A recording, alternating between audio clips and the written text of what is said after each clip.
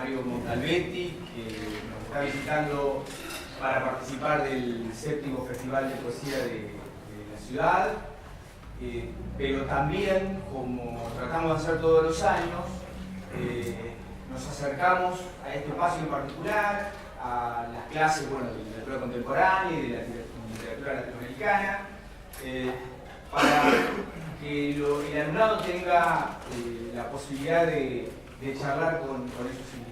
Nosotros es una alegría enorme y le agradecemos realmente a Mario la gentileza de participar en esta actividad. Recordar que, además de los alumnos de esta cursada, ha habido gente de otros espacios, de las escuelas secundarias, gente que está interesada en la obra de Mario. Y esto tiene mucho que ver con el hecho de que estamos en una universidad que está abierta al público todo el tiempo, no solamente cuando tenemos un invitado especial, y que es parte de uno de los pilares de nuestro sistema de educación pública, y nunca tenemos que dejar de reivindicarlo. Respecto de Mario Montalbetti, voy a decir 2 o 3 cositas que seguramente algunos de ustedes ya han leído y escuchado, que es docente, y por eso comenzó su tarea borrando el pizarrón, enseña en las pedagógicas. Por supuesto, estudió literatura, pero su carrera o su especialización es en lingüística y trabaja en la Pontificia Universidad Católica del Perú. Y su primer libro es Perro Negro, que se publicó allá por el año 78. Luego fue fundador o participó de manera activa de una revista muy importante de la vida cultural del Perú, como fue Hueso Húmero, con Mirko Lauer y Abelardo Oquendo, ¿cierto? Y después publicó Fin Desierto, Llantos Elíseos, 5 segundos de horizonte, El lenguaje es un revólver para 2, 8 cuartetas contra el caballo de paso peruano, Simio meditando ante una lata oxidada de aceite de oliva, entre otras obras. La idea es que hoy, siento que muchos de los que estamos acá tuvimos la posibilidad de leerlo, aunque sea de manera parcial, lo escuchemos leer algunos de sus poemas, él nos cuente algunas inquietudes, algo de lo que son sus problemáticas a la hora de trabajar, de escribir, de empezar la literatura, y que después dialoguemos, que aparezcan las preguntas, las cuestiones que a ustedes les interesan respecto de su trabajo. Así que Mario, gracias. Adelante. Mi voz no es especialmente potente, o sea que puedo usar esto. Y lo manejamos. Sí, ¿se escucha algo? ¿Se escucha? ¿Se escucha? Sí. Sí, ok. Entonces, tal cual, no solamente he borrado la pizarra, sino que comenzaré tomándoles un examen. Y esa es una buena forma de comenzar. Es un ejemplo que muchas veces uso para comenzar a dialogar sobre el poema como objeto. Y es el siguiente.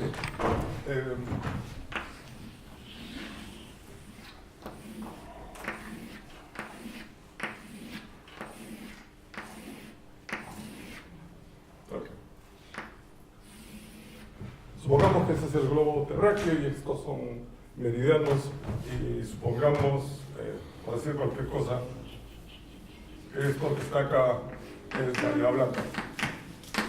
Okay. Supongamos que son las 12 del día en Bahía Blanca, 12 del mediodía. Entonces preguntamos, si son las 12 del día en Bahía Blanca, ¿qué hora es en Buenos Aires? Fácil, ubicamos dónde está Buenos Aires, está en el mismo meridiano, por lo tanto, son las 12 del día en Bahía Blanca, son las 12 del día en Buenos Aires. Muy bien. Si son las 12 del día en Bahía Blanca, ¿qué hora es en Lima? Bueno, en Lima está por acá, y entonces son 2 horas menos. Cuando son las 12 del día en Bahía Blanca, son las 10 de la mañana en Lima. Si son las 12 del mediodía en Bahía Blanca, ¿qué hora es en Quito? Es muy fácil. Disculpe la referencia futbolística, sí.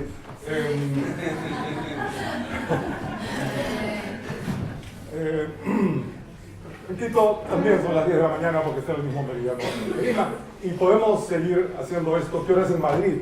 Entonces son las 12 del mediodía, creo que son las 5 de la tarde en Madrid. Entonces vamos acá, 1, 2, 3, 4. Por acá está Madrid, entonces son las 5 de la tarde en Madrid. Todo funciona muy bien. Y ahora viene la pregunta. Si son las 12 del mediodía en Bahía Blanca, ¿qué hora es en el Polo Norte? Es muy fácil. Acá está Bahía Blanca, seguimos, acá está el Polo Norte. Si son las 12 en Bahía Blanca, son las 12 en el Polo. Pero como ustedes observarán, esto tiene un problema. Porque si son las 5 de la tarde en Madrid, ¿qué hora es en el Polo Norte? Pues fácil. Son las 5.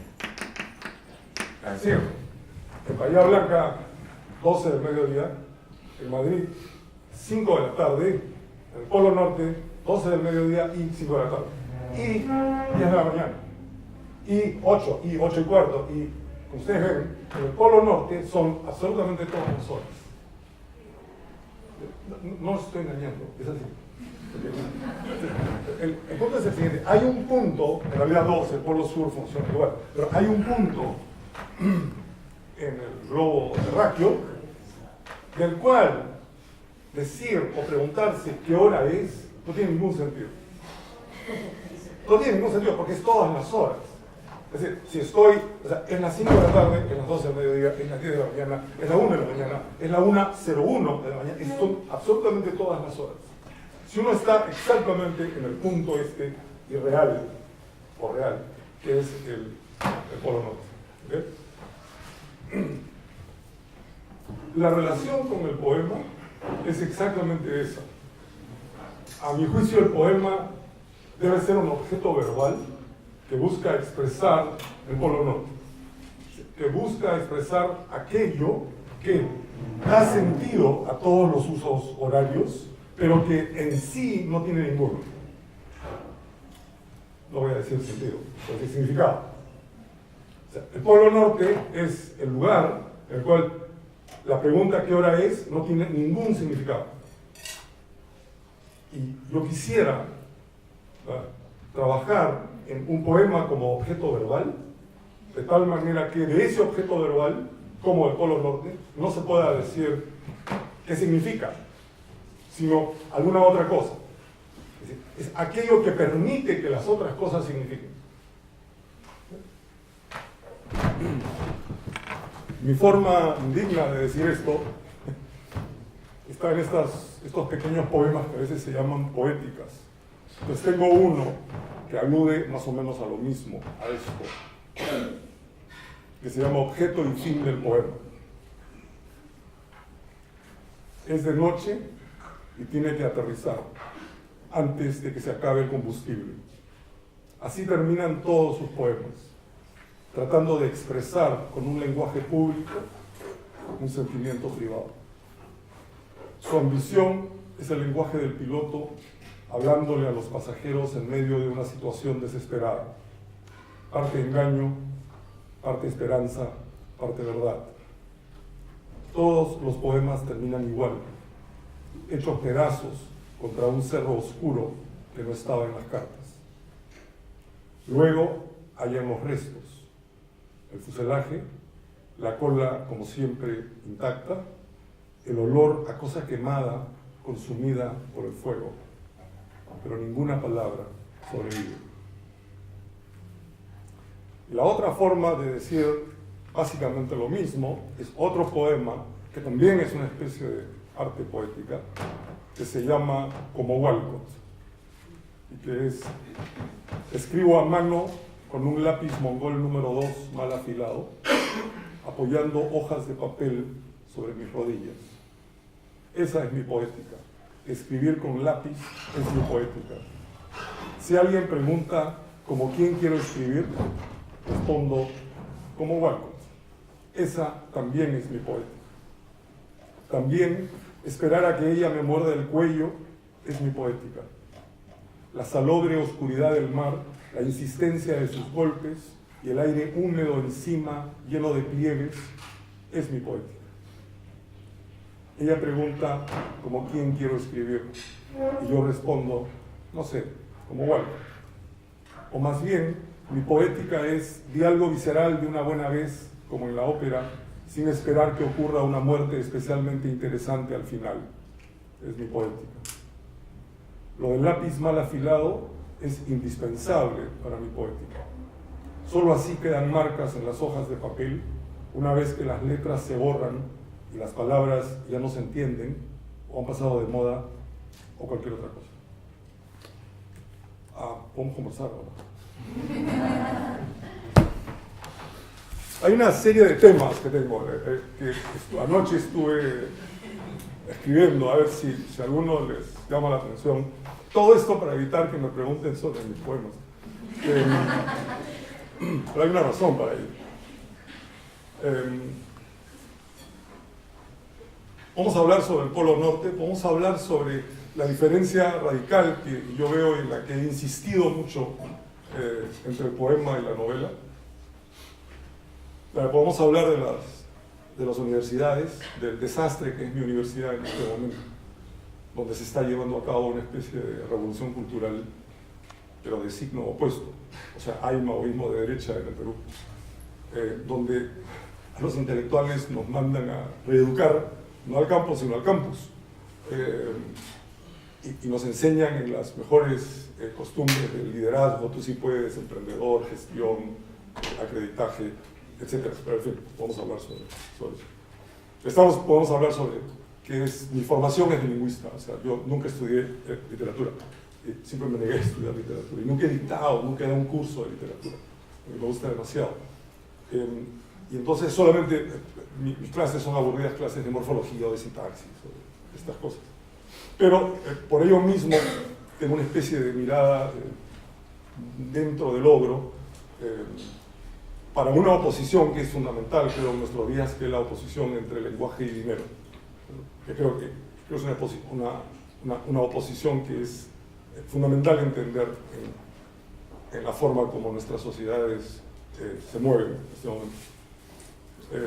Podemos hablar sobre poesía peruana, siglo XX, básicamente.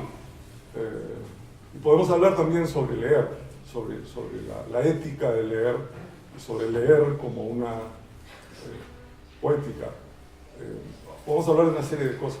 Ya si a ustedes les interesa, yo no les puedo decir cómo haces tus poemas, no pregunten esas cosas, como no tengo la menor idea. Pero podemos conversar sobre mis poemas y en ese caso notarán cómo yo los desvío rápidamente hacia algún otro tema para tratar de evitar. Así que me pueden regresar al poema. En fin, el asunto es conversemos y veamos qué pasa. Mario, sí, precisamente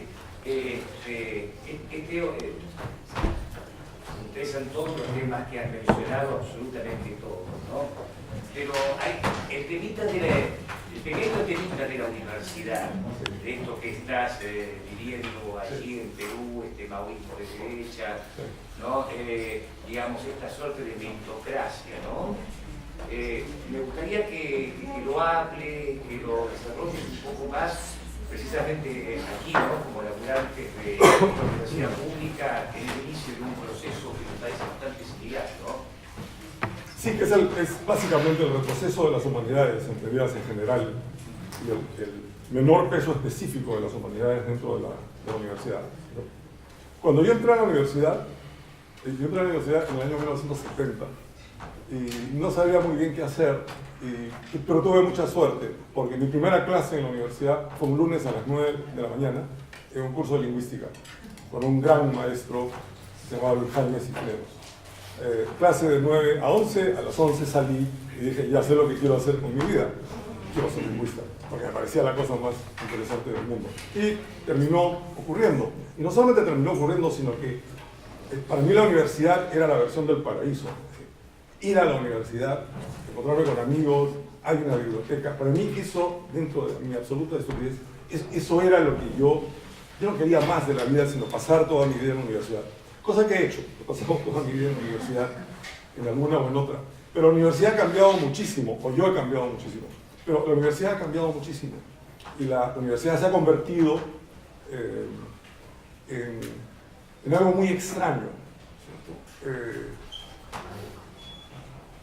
Originalmente la universidad, digamos la universidad del siglo XII inglesa o de la Edad Media, ¿no es cierto? Tenía solamente dos cosas que eran indispensables para la universidad, no se molesten, pero lo único indispensable para una universidad es una biblioteca y profesores. Los alumnos no son indispensables para una universidad. Pero es bueno tener alumnos con los cuales los profesores piensen, ¿no es cierto? Y es bueno tener alumnos que quieran ser profesores, que puedan decir los alumnos no son indispensables. Todo esto, como ustedes saben, cambia con el tiempo. Y hay gente que, en lugar de que el profesor borre la pizarra, contratamos a alguien para que borre la pizarra y entonces la tiza esté lista y hacemos todo esto. Entonces contratamos personal administrativo.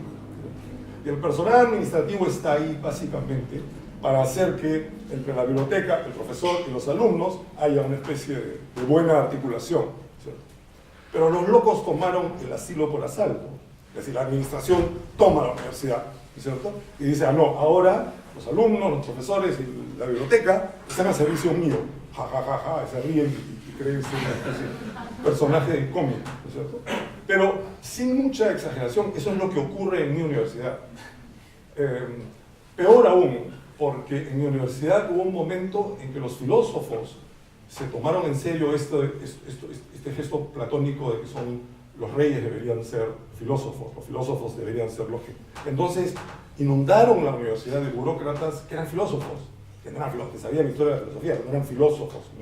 Pero entonces aparecieron jefes de departamento, disculpen si ofendo a alguien, jefe de departamento, el jefe de la biblioteca, el jefe de la dirección de tal y la dirección de tal, se convirtieron en burócratas, ¿cierto?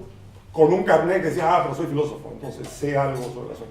Y la universidad lo que ha hecho es básicamente convertirse en una agencia de empleo donde la industria peruana básicamente dice qué es lo que necesitamos que ustedes enseñen, ¿cierto?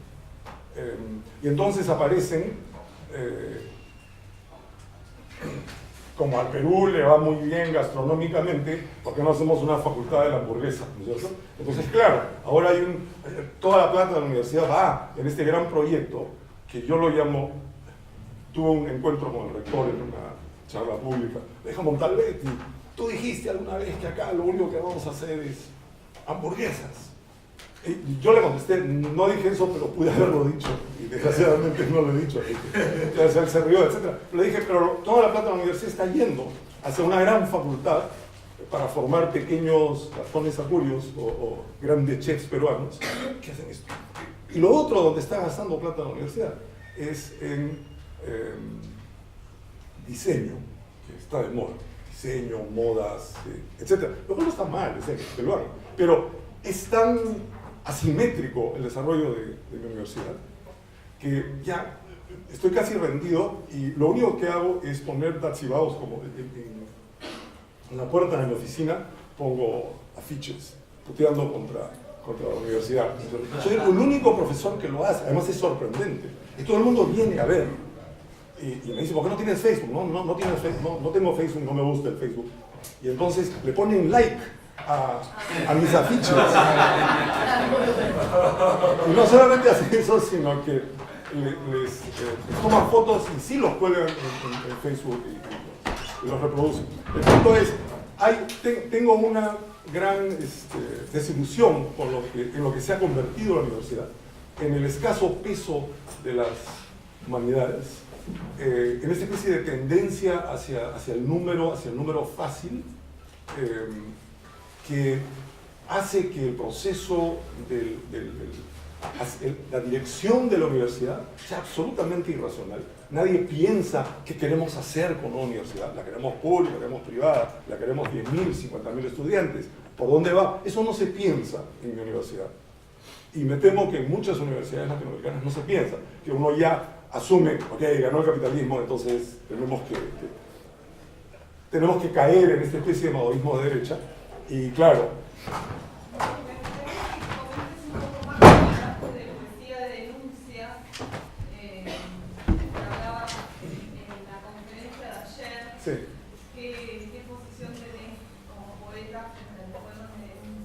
Ya, voy a decir algo terrible que probablemente no caiga bien, pero es lo siguiente. Yo creo que el poema no se define por su contenido, sino por lo que le hace el lenguaje. Es muy importante denunciar políticamente cosas que vemos y cosas que no vemos, como dije ayer, ¿ok? Pero no creo que el poema sea el lugar para hacer eso. El poema denuncia de otra manera. Y creo que la denuncia del poema es la de modificar el lenguaje, la de estirar el lenguaje, la de hacerle cosas al lenguaje. No simplemente al de usar el lenguaje para... Sí, usamos el lenguaje para hacer la denuncia, pero yo no veo que por ahí haya un poema. Porque esos poemas se vuelven, a modo de ver, perfectamente predecibles. Esto no quiere decir de que yo no pueda hacerle cosas al lenguaje, con denuncia también, pero creo que el punto central que define al poema como objeto verbal interesante es lo que le hace al lenguaje. Y cuando vos decías que la metáfora en parte funcionaba porque se volvía intolerable La literalidad. lo literal, Sí. la literalidad, ahí no hay un valor positivo en la metáfora en el sentido que a veces para dar cuenta de lo intolerable de la realidad, como en la Argentina puede ser el terrorismo de Estado, es la operación de la metáfora justamente es efectiva en ese sentido. Sí, pero no como poema.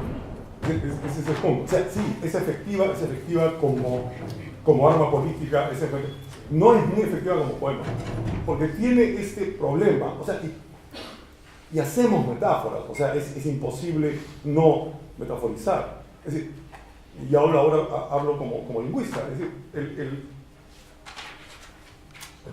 digamos, ¿cómo aprende un niño el verbo correr?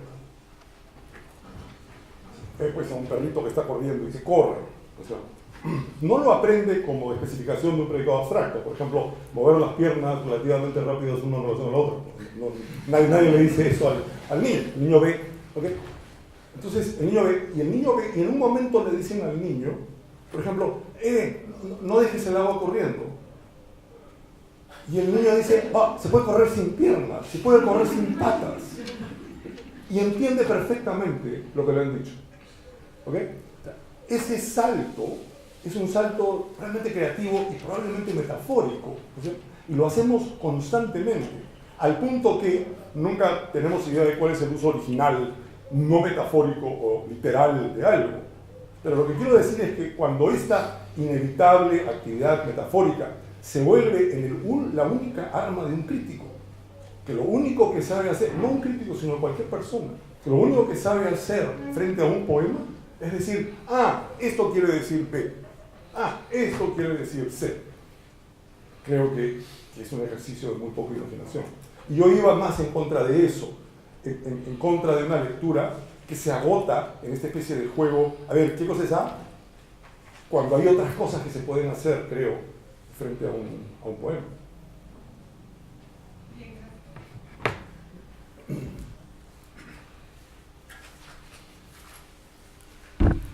Quería preguntar por la situación poética del Perú. Me parece que el Perú tiene unas distinciones, como lector lo veo yo, a diferencia de Argentina. Por ejemplo, Argentina tiene muchos poetas que son referentes, que son poetas, lo que podemos llamar poetas del interior. Pienso en Bustrias Ortiz, pienso en Leonidas Escudero, pienso en Ricardo Celarrayán, que son como referentes y que la centralidad de Buenos Aires, digamos, va a tomar esos poetas en consideración y va a modificar un montón de situaciones.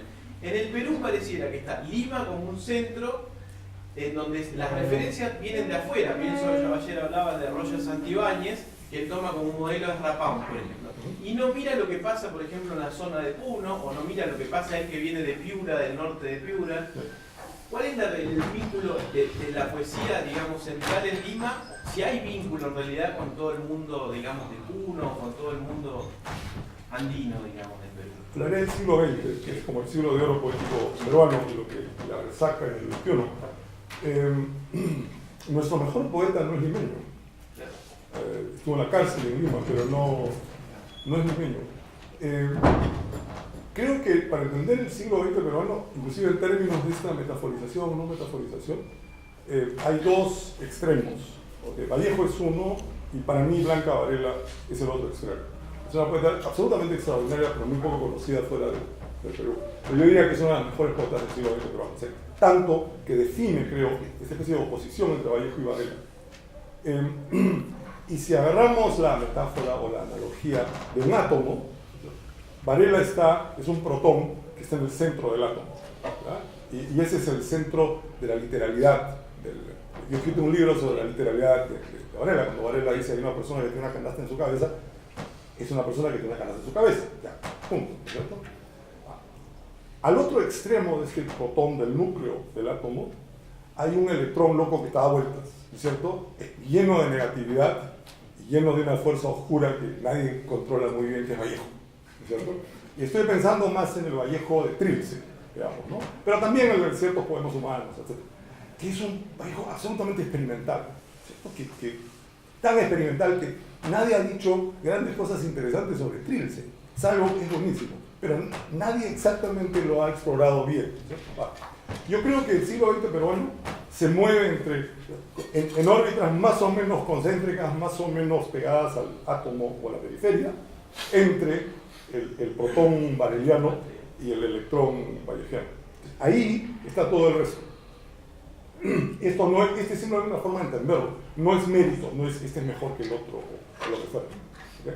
Y luego hay ciertos átomos o ciertas partículas más o menos locas que han vuelto por ahí. Nadie hace, a mi juicio de Guren, Guren hace ciertas cosas locas. Pero este es un poco digamos, el marco por el cual se puede entender. Luego aparece, en los años 70, 80, alguien como Roger Santibáñez. Roger Santibáñez pasa por muchas cosas, pasa por una cosa muy, muy experimental en su primera etapa, y luego algo le pasa, y luego se va a Estados Unidos, ¿no es cierto? Y sana. Y luego comienza a escribir unos sonetos absolutamente alucinados, pero con un lenguaje coloquial, doméstico, chicas palteadas por las puras, dice, paltearse en castellano, pero no sé acá, es confundirse. Chicas palteadas por las puras, y después todo el soneto termina de una forma muy barroca, muy elegante, muy medida y muy mesurada. Está ahí, es una especie de eje experimental hacia Vallejo, pero con una fuerza inercial hacia el centro del poema. El centro del poema, no solamente para el Perú en el siglo XX, sino en general, creo yo, en castellano, es el soneto de Garcilaso. Yo creo que si hay una especie de casa del poema, es el soneto de Garcilaso.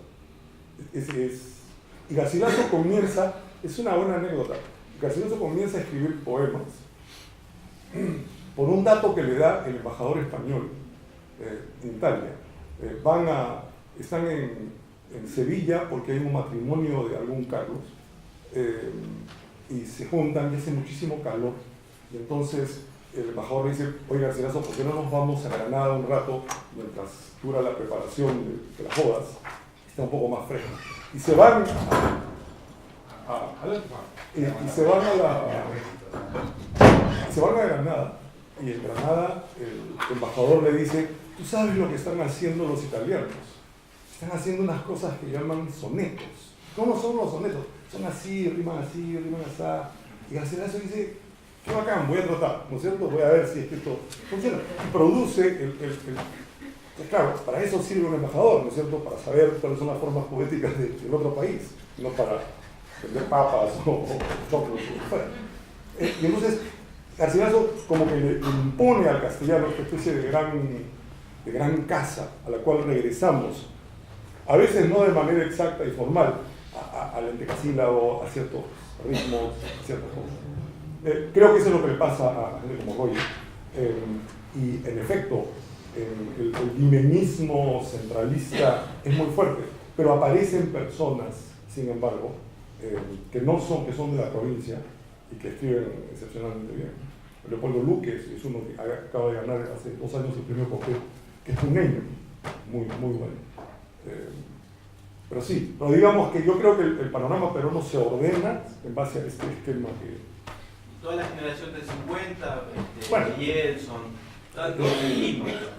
Yeltsin es un caso extraño. Ese fue a Italia después. Se fue a Italia, era homosexual, le faltaba ser miembro del Partido Comunista para que nadie lo quiera en Lima. Sin embargo, todo el mundo lo ama a Eyelson. Es una especie de Chibolet en la literatura peruana, porque todo el mundo menciona a Eyelson y dice, ah, ya, bueno. Pero nunca se ha discutido Eyelson sobre por qué. Como, por ejemplo, muchas cosas de Antonio Cisneros están ya en la habitación en Roma de Eyelson, etc. Pero sí, Eyelson, pero no solamente Eyelson, sino también Washington Delgado, también Deusto, también Bell, y hay un montón de gente que circula. Pero diría, los dos gran apoyalibros al final de la enciclopedia serían Varela y Eyelson. ¿Y el surrealismo crees que fue epidémico en el Perú específicamente? Por alguna razón, los libros de surrealismo se venden muchísimo en las librerías peruanas.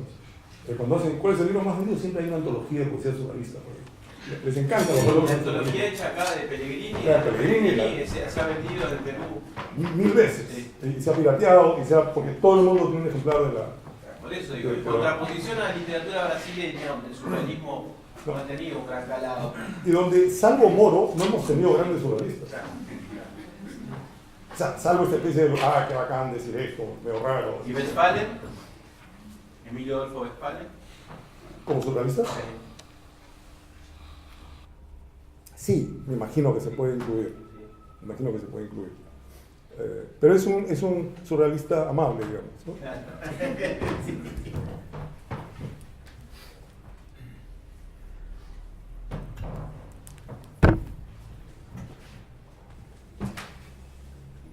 ¿Alguna otra? Mario, cuando hablabas de esta oposición entre lenguaje y poesía, sí. ¿podrías explicitar un poco más esa idea? ¿Entre lenguaje y poesía? Y dinero. Y dinero, sí. No, me quedé pensando si cuando pensabas en esa oposición entre lenguaje y dinero, estaba incluida la poesía particularmente en esa oposición. Sí, en su oposición con novela, digamos, pero sí. Wallace Stevens, a quien amo, nos encanta mucho, decía, la poesía es una forma de dinero.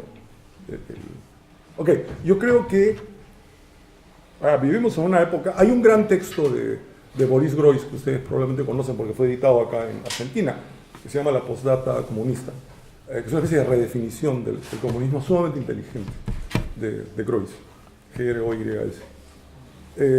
Y Groys plantea la oposición básica entre lenguaje y dinero. ¿Okay? El mantra común de nuestra época, del liberalismo básicamente, es que la economía no pasa por la ideología. ¿Sí? Entonces, lo que hace el ministro de Economía... Sí, lo que hace, ahora sí, lo que hace un ministro de Economía es simplemente trabajar en una especie de vacío donde se aplican las leyes de la economía, pero no hay ideología, lo que es absolutamente falso, pero ese es el mantra que repite el liberalismo constantemente. Pero ¿qué cosa quiere decir esto realmente? Con dinero no se piensa con lenguaje, ¿cierto? Por lo tanto, últimamente lo que se quiere decir es que hay una especie de núcleo económico, de leyes económicas duras, a las que no tiene acceso, o no debería tener acceso el lenguaje. Un gran ejemplo de esto fue, por ejemplo, el primer ministro de Economía que tuvo el gobierno del actual presidente peruano Kuczynski, Tornes se apellidaba, contrató como jefe de la SUNAT. La SUNAT es la Superintendencia Nacional de Tributación, es decir, el ente que recaba impuestos en el Perú. Contrató como director de esta entidad a un fujimorista, que era un enemigo acérrimo de Kuczynski. Y la explicación del ministro de Economía fue la siguiente, y literalmente dijo esto: a una persona no hay que juzgarla por sus ideas. O sea, da lo mismo lo que pienses, ¿no es cierto? Pero por favor recabe impuestos.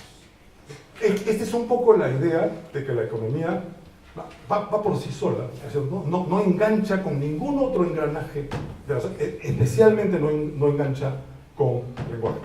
¿Y por qué es importante que el lenguaje, que esto se invierta, que es la idea de Groys? O sea, la idea para Groys, el comunismo debería redefinirse simplemente de la siguiente manera.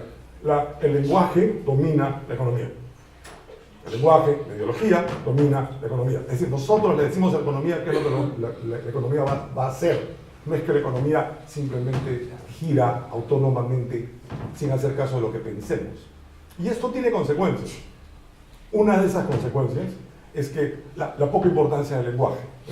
E inclusive, esta especie de idea que creo que está al servicio del liberalismo, de que uno piensa con palabras. Uno no piensa con palabras, uno piensa con lenguaje entero.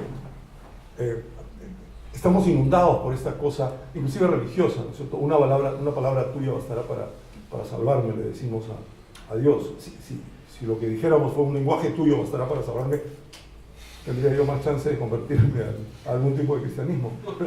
Esta idea de que lenguaje no es lenguaje, sino que son las palabras las que importan. ¿Qué es lo que arrastra y lo que toma el Internet? El lenguaje del Internet es básicamente, piensa con palabras, cosa que no se puede hacer. ¿No? Por ejemplo, si ustedes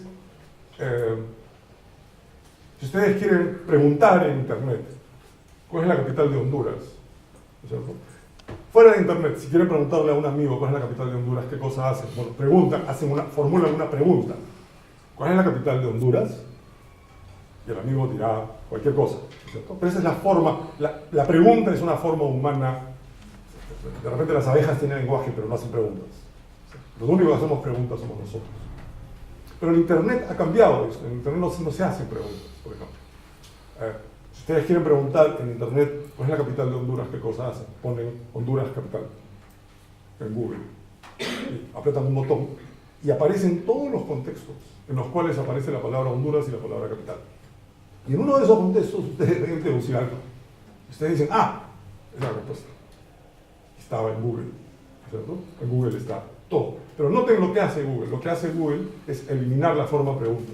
Y eliminar la forma pregunta es eliminar una de las cosas más esenciales que tiene el ser humano con el lenguaje. Como un dato o más. El punto es, regresando al anterior, que el lenguaje aparece como una especie de anexo poco interesante frente a lo que realmente es importante en una sociedad, que son los números y el crecimiento del Producto Bruto Interno o lo que fuera. ¿Cierto? Eso tiene un reflejo en la relación entre el poema y la novela, por ejemplo. Porque el poema sí es el último reducto que dice no, la ideología, el lenguaje es más importante que la economía.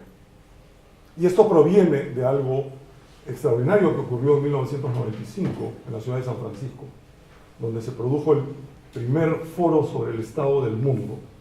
Y lo que les voy a contar es real y pueden googlear, aparece. ¿Okay? Y lo que ocurrió en 1995 es que una serie de líderes del mundo se reúnen en San Francisco, líderes del tipo George Bush padre, Margaret Thatcher, Bill Gates, Ted Turner, Gorbachev, etc. De 500 de esos. ¿Okay? Se reúnen en un hotel en San Francisco. ¿Y cuál es el tema? El tema es lo que ellos llaman la Sociedad 2080. La Sociedad 2080 es lo siguiente. Se ha descubierto que para que el mundo como una máquina perfecta funcione eficientemente, necesita solamente el 20% de la población que actualmente tiene. Ese 20 de 2080 es el 20% eficiente. ¿Okay? El 80%, pueden imaginar lo que es la gente que sobra en el mundo. ¿Cierto? Y el tema de la conferencia es qué hacer con ese 80%.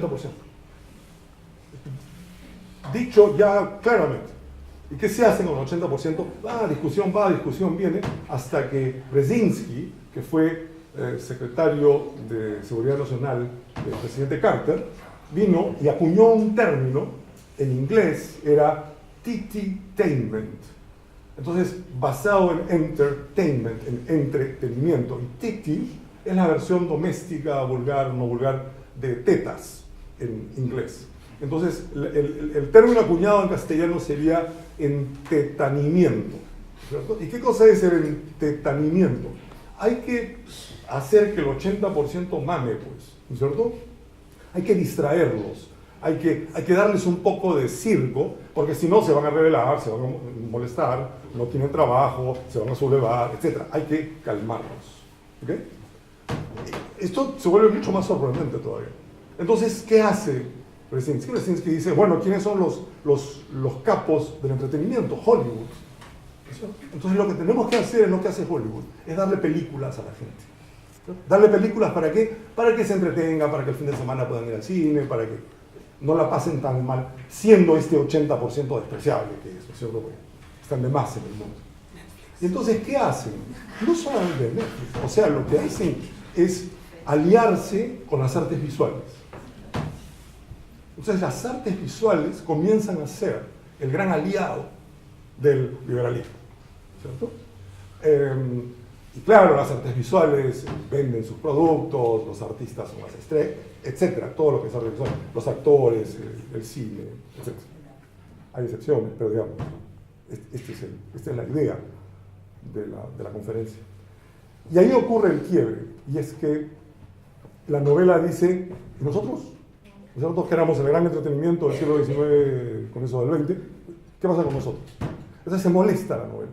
Y la novela se molesta y es celosa de las artes visuales. Y la novela quiere ser como las artes visuales. Entonces todas nuestras novelas se parecen, las contemporáneas, digamos, se parecen cada vez más a las artes visuales. O sea, ¿cuántas novelas contemporáneas, por ejemplo, ustedes han releído? Poquísimas, ¿no es cierto? Comparado con Moby Dick o El idiota de Dostoyevsky o lo que fuera. No, son productos, lo que digamos, biodegradables. Las leen, y las botan. Ya está. ¿Por qué? Porque sirven para el entretenimiento, ¿cierto? La música era una posibilidad, pero la música siempre es dionisíaca, ¿cierto? Entonces, el liberalismo le gusta la música, Sony, ponemos nuestros MP3, MP4, pero en el fondo no es confiable la música, porque la música tiene una cosa medio satánica, medio, ¿no es cierto? Y el poema, la poesía es como la hermanita autista de la novela, ¿no es cierto? Nadie quiere meterse con ella, está ahí, la llevas a dar una vuelta al parque, ¿no? Pero la escondes para los... Entonces, nunca invitan poetas a los grandes eventos, a las embajadas, etc. No, invitan a los novelistas, invitan a los cineastas, invitan a los músicos a veces, pero nunca a los poetas. Los poetas siempre son los loquitos inconfiables. Cuando hay, yo lo he dicho varias veces, cuando hay una comisión investigadora en mi país, cuando ocurre una masacre, entonces llama a una comisión, ¿a quién llaman? A Mario Vargas Llosa, ¿no es cierto? Inclusive el anterior al actual, ¿no? O sea, porque es lo que expresa la seriedad de la novela. La novela es seria, ¿no es cierto? Tiene valores éticos. La novela expresa ciertas cosas. El poema no, el poeta. Nadie se le hubiera ocurrido invitar, no sé, pues a Antonio Cisneros a ser el presidente de la comisión investigadora de la masacre de donde sea. No. ¿Por qué? Porque y justamente el poema tiene la ventaja, casi, el poeta tiene la ventaja de ser esta especie de hermanita autista que no engancha muy bien con todo lo que está pasando liberalmente en la sociedad. Entonces sí hay una conexión entre... Y es claro, ¿no es cierto?, que la novela actual se ha vendido básicamente al mercado, ¿no es cierto? Es parte del mercado, con las excepciones que todos conocemos. Y el poeta no entra al mercado, son casos muy, muy ocasionales. El poeta no entra, el poeta se mantiene, y el poema se mantiene como una especie de reducto del lenguaje en contra del mecanismo del dinero. He hablado de eso.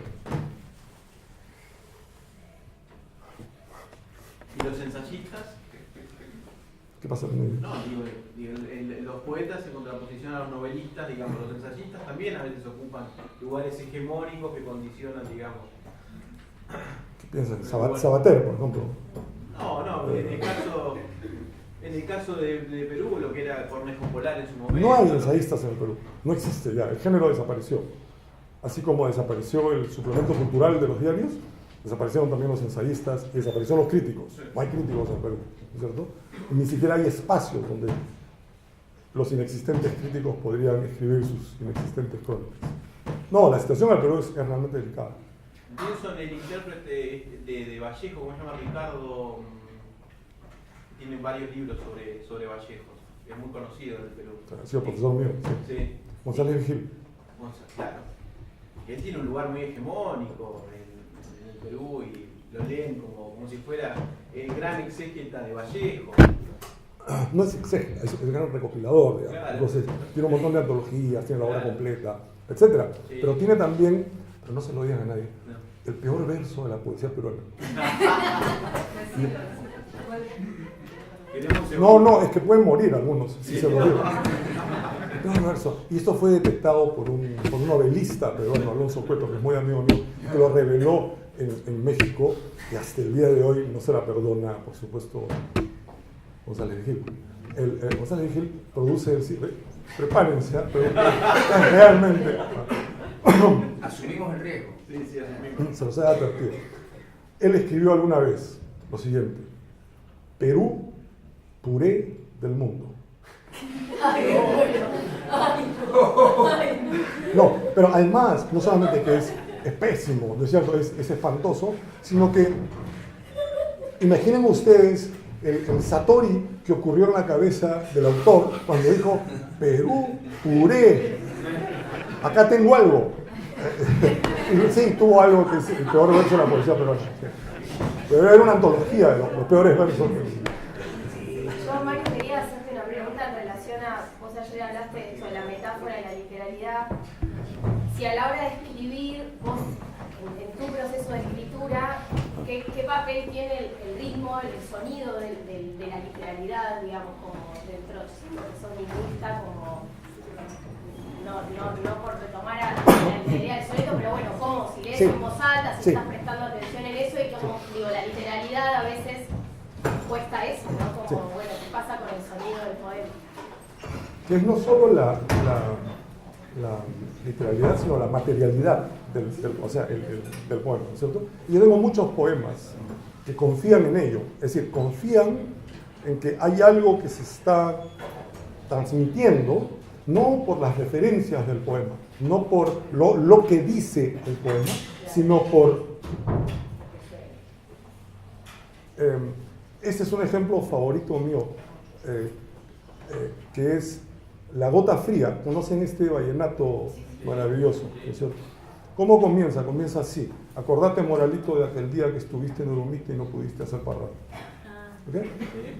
Ahora, escuchen. Si alguien puede cantar, acorde. Ahora, fíjense, basta. Fíjense dónde va el acento. ¿Ya? Acordate, Moralito, de aquel día que estuviste en Urumita y no quisiste hacer parranda. A, I, A. Acordate, Moralito, de aquel día que estuviste en Urumita y no quisiste hacer parranda. ¿Cómo sigue? Te fuiste de mañanita. Ahora es I, A, I. ¿Y cómo sigue? Sería, y cambia el acento, como lo hace el vallenato acá, sería de la misma rabia. A, I, A. Entonces, la canción comienza con A, I, A. Después comienza I, A, I. Y después I, A, I, A. Entonces, cuando yo pongo esto a veces en mis clases, uy, pero y el maestro Zulueta era consciente de eso. Pero no es cierto. O sea, lo que el maestro Zulueta tenía era lo que se llama una gran oreja, ¿no es cierto? Que sabía que esto funcionaba. Pero cuando uno lo descubre, uno se da cuenta que hay ciertos mecanismos en el poema que da lo mismo, no da lo mismo lo que digas, pero que junto a lo que dices hay otra cosa que se está moviendo, ¿no? Y que es mucho más difícil de hacer, pero que es casi fundamental en el caso del poema, ¿no es cierto? Que es lo que a veces yo llamo el sentido del poema, es decir, todas aquellas prácticas no referenciales, no significativas del poema, sino aquello que viene, que solamente se logra con el decir del poema. El sentido como dirección. Sentido como dirección, como viada, como dirección, como movimiento del poema. Como ir hacia. Ir hacia, así es. Pero no solo Así en lo es. fónico. No solo en lo fónico, también en lo fónico. Este es un ejemplo de que es en lo fónico. O sea, no es como lo semántico único de Jacob. No. Y por eso si algo que a mí me interesa es postergar el significado del poema y quedarme en esta zona anterior, presemántica casi, del poema. Sí. ¿Corregís mucho? ¿Perdón? ¿Corregís mucho?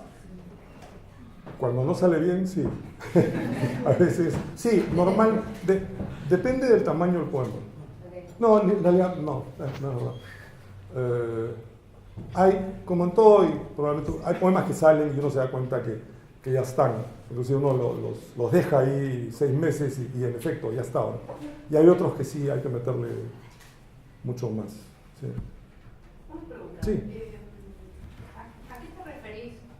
O si me podés explayar un poco esta cuestión que dijiste de que lo importante del poema es lo que hace con el lenguaje. Por ejemplo, ¿qué tipo de operaciones te parece que son interesantes de realizar sobre el lenguaje en un poema? ¿Cómo lo plantearías? No sé si interesante. Bueno, todo el lenguaje está gobernado por una gramática, ¿no es cierto?, que te dice qué es lo que puedes decir, qué es lo que no puedes decir. De hecho, desde Aristóteles, ¿no es cierto?, el único lenguaje que vale la pena es el lenguaje que tiene sentido, que tiene significación. O sea, Aristóteles, inclusive, y esto llega hasta el siglo XX, Aristóteles dice, si no significa nada, algo, entonces eso es como lo que dicen las plantas. Ese es el ejemplo que da. Las plantas no dicen nada. Entonces, si uno dice,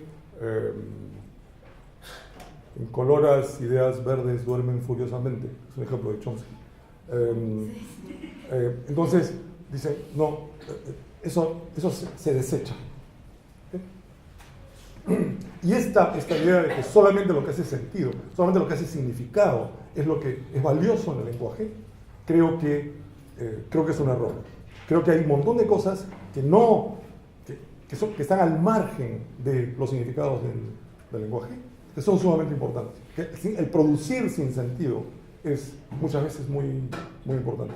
Y creo que lo que se le hace al lenguaje, volviendo a tu pregunta, es decir, ¿qué es la parte interesante? ¿Qué es lo que el poema hace con el lenguaje? Es empujar y romper y extender. Es un poco esta idea de que se puede correr también sin patas, por ejemplo. Estos saltos imaginativos que hacemos, que pueden ser semánticos, que pueden ser fónicos, que pueden ser sintácticos, que pueden ser de cualquier naturaleza. Hay un ejemplo...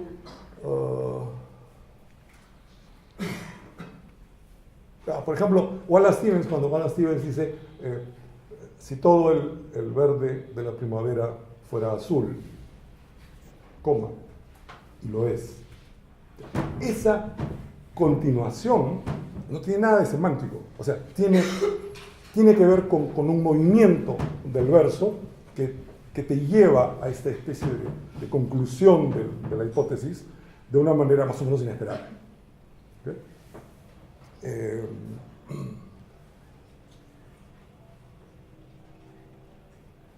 Es decir, yo diría, un poco generalizando, que lo que se le hace al lenguaje es romperle esta autonomía de la significación en base a reglas predeterminadas, ¿cierto? Y entonces casi cuando la gente dice no se entiende, eso es un logro maravilloso. Porque además, y esto también es algo que la novela hace, hay que entender todo la primera vez. O sea, a nadie se le ocurre que hay textos que son difíciles, que hay que leerlos 6 veces para poder sacarle algo. No, si no se saca algo a la primera. Yo di una vez un curso en verano sobre Derrida y nunca me había pasado. Una persona comenzó a llorar en la clase. Y entonces yo le digo, ¿pero qué te pasa? Y me dice, es que no entiendo. Lloró por debilidad cognitiva. No entiendo esto. Entonces yo le pregunté, ¿y cuántas veces has leído el texto que era una lectura así? Una vez. Dije, no, una vez no lo vas a entender, tienes que entenderlo 8 o 10 veces. Prepárense a... Hay textos difíciles, no todo es un periódico. Pienso en... No, por favor. Yo tengo una pregunta. Este corrimiento del significado del poema, que no significa, que es un sentido que va en movimiento, en algún momento hay que detenerlo, ¿no? Para poder comprenderlo. Sí. Ahí, en ese sentido, se acerca, para que yo pueda entenderlo, sí, al concepto de significante flotante, este botón de Cameronet que se... Exactamente, eso es lo que aparece en el libro Kant. Es decir, en efecto, uno difiere el canje por el significado, ¿verdad? Pero lo que dice, ya directamente yendo al seminario 20 de Lacan, lo que dice es que el sentido, lo cito, el sentido indica la dirección de su propia falla. Es el propio encallamiento. Es decir, el destino del sentido, porque no se puede mantener esto, ¿no es cierto? En algún momento hay que meter un gol. O sea, no puedes, disculpen. Dale. Estuve toda la noche pensando la... Eso es puro significado. Quiero decir, está muy bien hacer algo, pero digamos, todo esto tiene que encallar, ¿no? Ahora, cuando uno, que es un poco la idea de la autopista, ¿cierto? El sentido es la autopista, uno va en una cierta dirección, pero digamos, en algún momento tú sales de la autopista para llegar a un pueblo, encallas, pop, significado. ¿Cierto? No es que no se pueda, porque si no encallas no hay sentido tampoco, ¿cierto? O sea, tienes que encallar, esa es la inmolación maravillosa del Señor, tienes que encallar, pero tienes que retomar nuevamente la autopista. ¿Cierto? Entonces sí, y ese es el poder capitón. O sea, en algún momento tú tienes que decir, hay significado. Placa. Porque solamente si hay significado es que se puede aprender el sentido. Sí, eso es exactamente. ¿Y la segunda pregunta? Y la otra tenía que ver con la relación entre la sintagmaticidad del habla y la conjugación con el sistema de la lengua, pero subvertido. Ya. Estamos hablando para el inicio. Sí. Todo depende. ¿Hasta dónde podemos...? Estructuralismo. Okay. ¿Qué es el estructuralismo? El estructuralismo es básicamente la idea de que el valor de un elemento depende de su posición en el sistema. Okay. ¿Cuál es su posición en el sistema? Hay dos posiciones en el sistema. La posición que se llama sintagmática, es decir, uno acostado. El perro duerme en la cocina, es la relación en presencia de todos sus elementos. Y la otra es una posición que se llama en ausencia, que es el perro duerme en la cocina, puede ser el cocodrilo duerme en la cocina, puede ser el gato, y lo que se llama la oposición paradigmática en ausencia. Y todo el estructuralismo funciona en base a estas dos oposiciones. Y sí, y hay un problema con eso. Hay una forma de solucionar esto que se llama hiperestructuralismo. Y el hiperestructuralismo es una radicalización del estructuralismo que hace que esta columna vertical en que puedes canjear gato por cocodrilo, por perro, etc., desaparece. Y que lo único que tiene son las oposiciones que están en presencia. Eso tiene otro problema. Y el otro problema es que estas sintagmatizaciones, estas unidades sintagmáticas, no pueden ser muy largas. O sea, tienen que ser más bien cortas, etc. Es decir, hay formas de solucionar, al menos teóricamente eso, pero eso persiste como un problema. ¿Sí?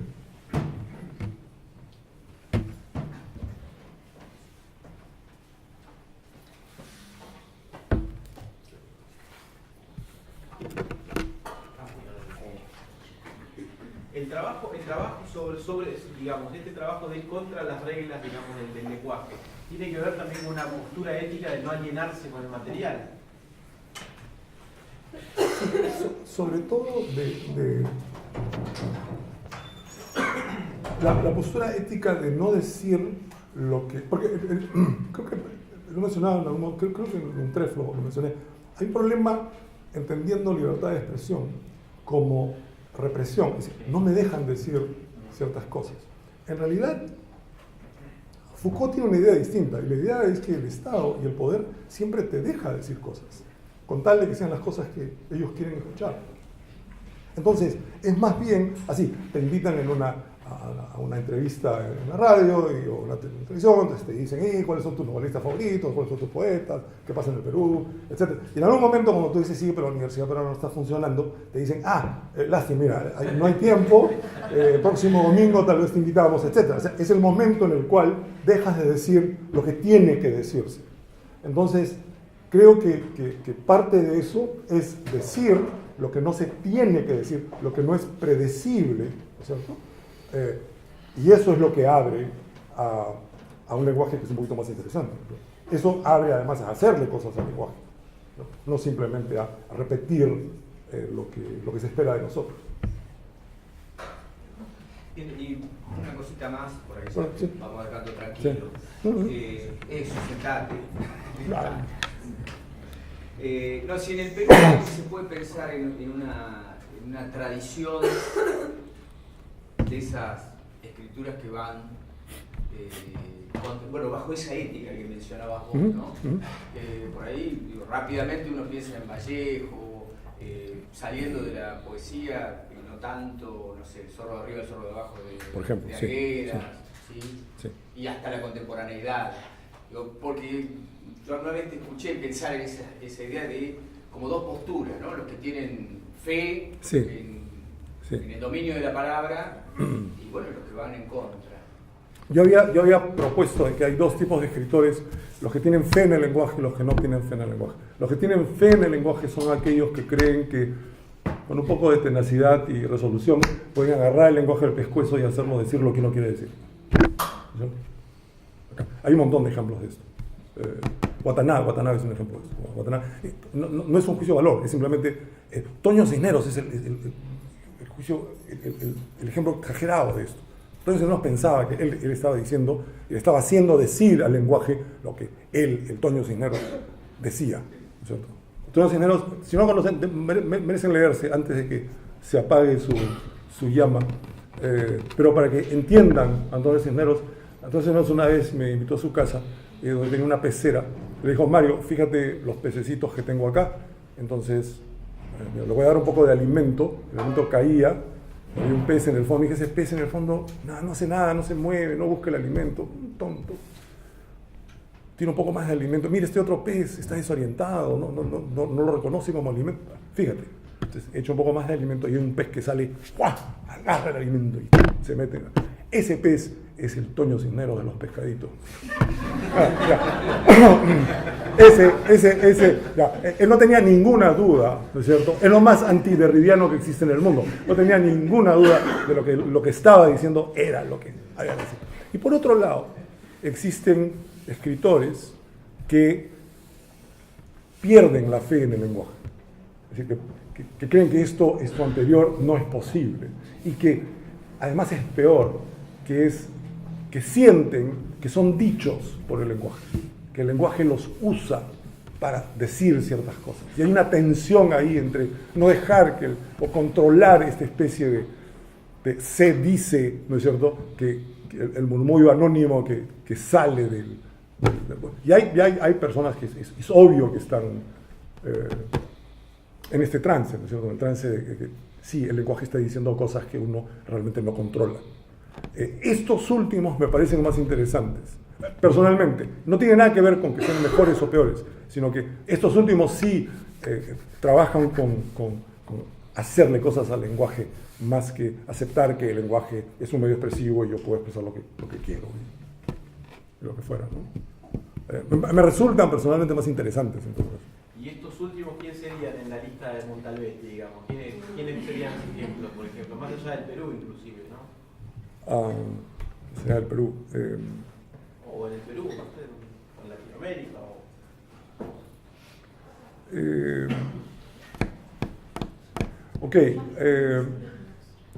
Martínez, la generación esa chilena, Martínez, Zurita, Maqueira, por ejemplo. ¿Ya? Esos tanto están problematizados con eso que usan imagen, cosa que no hacía la generación anterior chilena, digamos, ¿no? La de Han para atrás o lo que fuera. Zurita es un caso extraño entre la fe que tiene y la fe que pierde, porque lo hace en el mismo verso. En el mismo verso tiene fe y la pierde, pero así, nunca he visto algo tan extraordinario. Pero nadie, digamos, físicamente ha tirado palabras sobre la cordillera de un país como lo ha hecho Zurita, ¿no es cierto? Agarra palabras y las avienta en contra de un cerro, del mar, no sé, es un caso extraordinario de esto.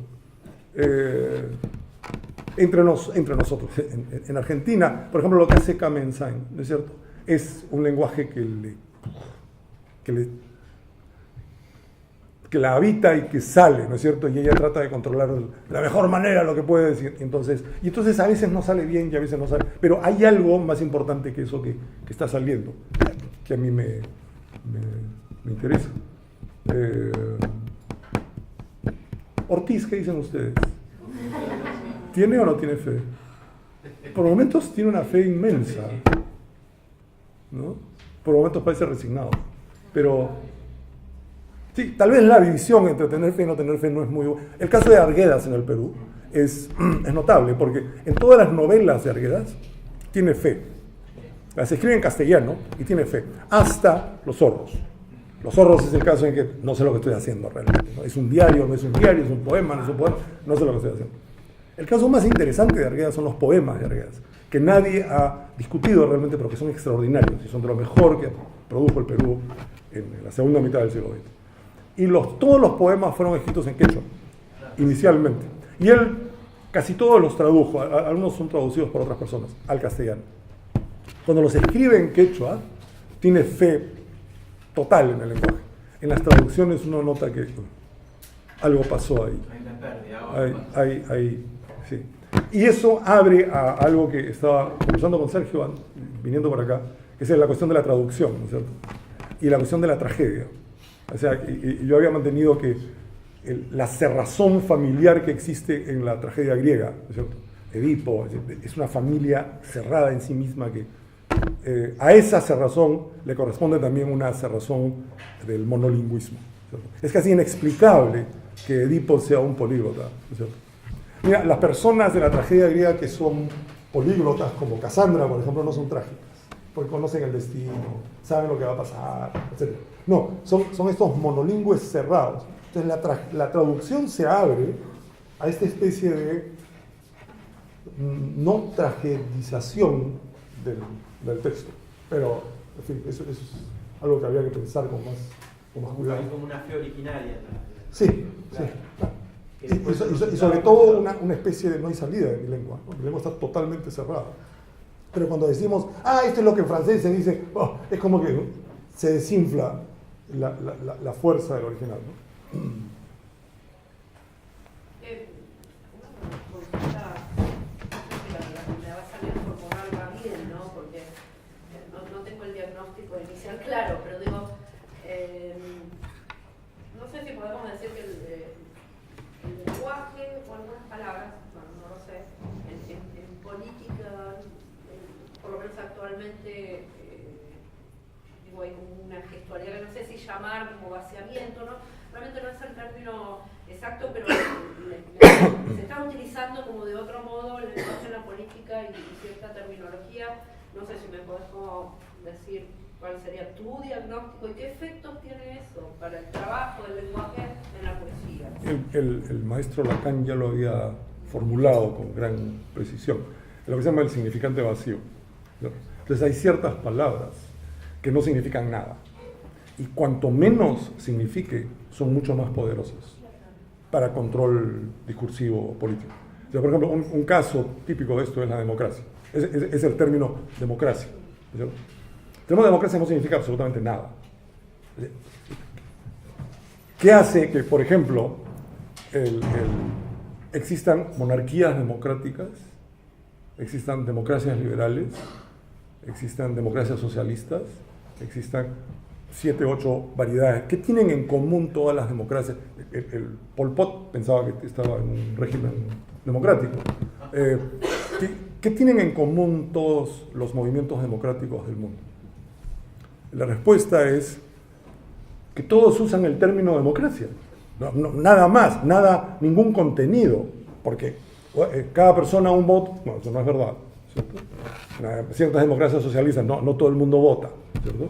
O pues en ciertas democracias liberales no es obligatorio el voto, o mejor no votes, ¿cierto? Etcétera. Entonces, no tienen nada en común salvo llamarse democracias. Ahora, tienes que llamarte democrático para poder jugar el juego de la política. Si nosotros nos juntamos y decimos, ¿sabes qué? Ya es hora, fundemos un movimiento antidemocrático. Y salimos ahí a las calles, es decir, movimiento antidemocrático Bahía Blanca. No tenemos ninguna chance de que nos den un solo voto. ¿Por qué? Porque nos hemos declarado antidemocráticos.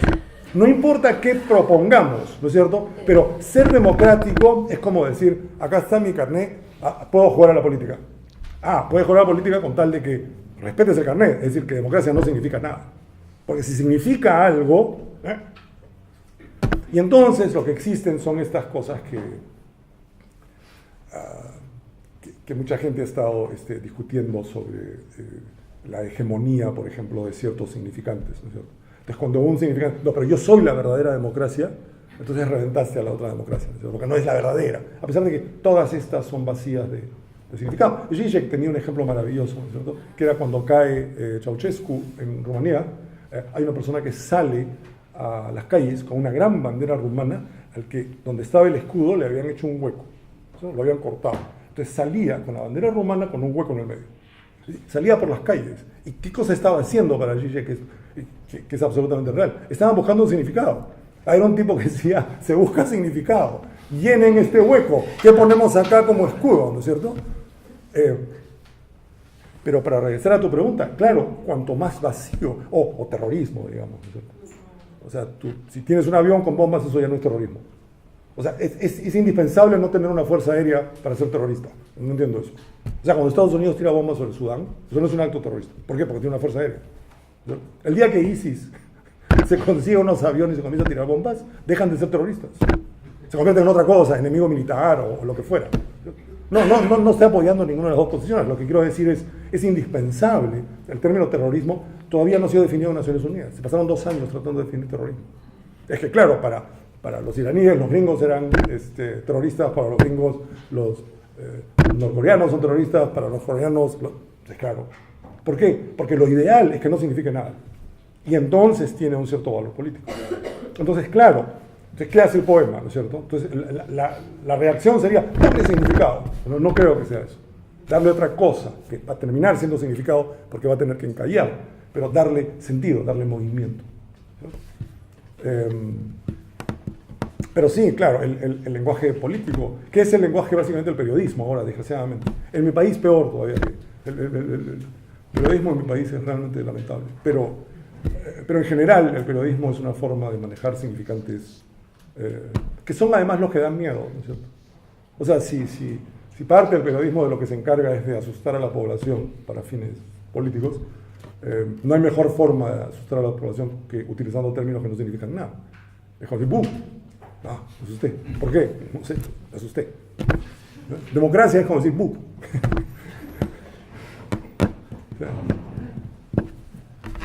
Vos trajiste una propuesta poética muy interesante. Yo te iba a preguntar qué tradiciones poéticas o filosóficas, porque nombraste autores, recitaste poemas, qué tradiciones poéticas y filosóficas te hicieron llegar a esta propuesta poética.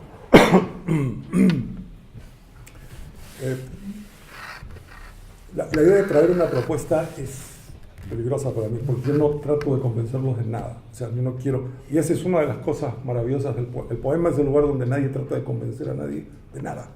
Acá está nomás. ¿Okay? O sea, no trato... Yo le digo, yo veo las cosas así.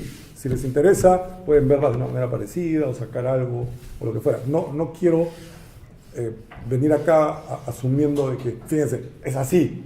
No es como yo lo veo nada más. ¿Okay? Pero... ¿Qué tradiciones? Hasta las 2 nomás tenemos acá, ¿no? O sea, es larguísimo. Porque hay muchas, ¿no es cierto? Y hay muchas que uno las absorbe inconscientemente. Antonio Cisneros, que daba un taller de poesía inglesa en San Marcos. Yo estudiaba en la Católica, pero corríamos a San Marcos a escuchar sus clases. Nos hacía pues talleres de imitación, ¿cierto? Entonces dentro de poesía inglesa, porque era lo mismo como se llamaba el curso, entonces imitábamos poetas chinos. Entonces decía, es indispensable imitar a los poetas chinos, a Li Po, por ejemplo, Li Taibo. Entonces daba como ejercicios, hagan un poema que pueda pasar por un poema de Li Po.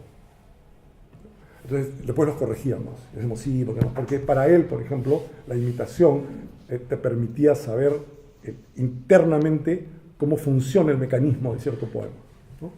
Entonces eso fue importante. Entonces vino toda una tradición china de lecturas de poesía china que fue muy, muy fuerte. El colegio, la escuela me pudrió con la literatura española del 19, que la detestaba. Siempre me gustó la literatura como tal, como literatura. Y por eso creo que terminé lingüística. Me interesaba más lo que hacía el lenguaje que lo que hacían los cánones separando cosas. Y luego filosofía fue mucho más importante. Bueno, lingüística, tengo toda mi formación que es de lingüista. Y en filosofía sí soy un francotirador. Leí lo que me provocaba leer y últimamente ha sido mucho de esta onda que comienza con Foucault que pasa por Deleuze, que pasa por Derrida, que termina en Badiou o Milner, que hay un movimiento ahí que me resulta interesante. Miyazu también. Ay, me hubiera encantado ser filósofo francés, creo.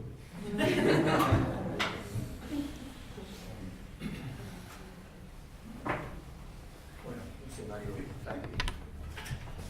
Si quieren seguir, seguimos.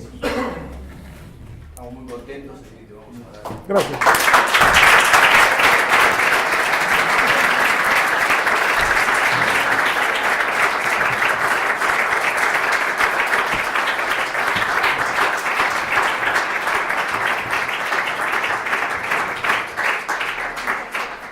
Bueno, gracias Mario por este momento, por esta linda posibilidad. Y invitarlos a que sigan en el desarrollo del festival. Ahora tenemos una charla a las 2 de la tarde en el 8º piso.